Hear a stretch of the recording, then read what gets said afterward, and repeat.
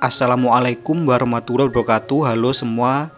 Di video kali ini saya akan berbagi resep olahan beras ketan dan mangga yang super cantik dan kekinian. Cara bikinnya super simple, mudah dan satset.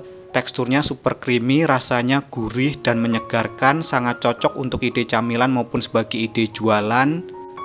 Langsung saja mari kita membuat.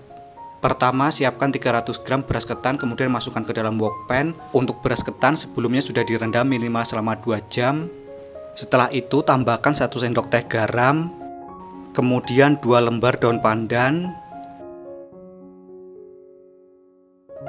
Setelah itu tuangkan 250 ml santan. Kemudian ini kita aduk campur hingga rata. Setelah tercampur rata, langkah berikutnya kita masak sampai santan menyusut. Gunakan api sedang saat memasak supaya tidak mudah cepat gosong. Nah, berikut ini untuk santan sudah terlihat mulai menyusut.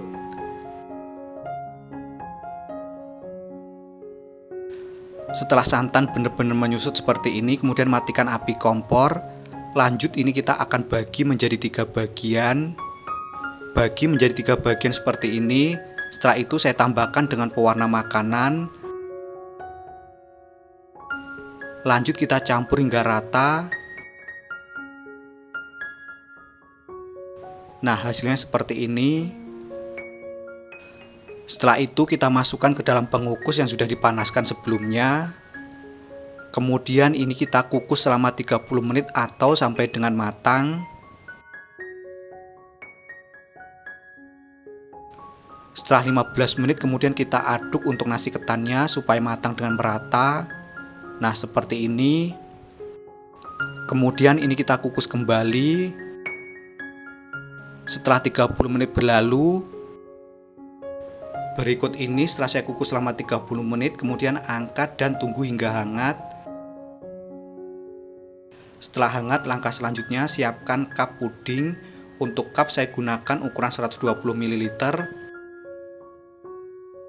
Setelah itu ambil nasi ketan sebanyak 1 sendok makan untuk masing-masing warna. Lanjut masukkan ke dalam cup. Susun seperti ini. Nah, seperti ini. Kemudian kita sisihkan.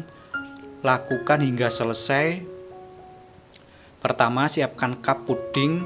Setelah itu ambil nasi ketan sebanyak 1 sendok makan untuk masing-masing warna. Lanjut masukkan ke dalam cup. Nah, hasilnya seperti ini. Untuk satu resep ini menghasilkan 15 cup.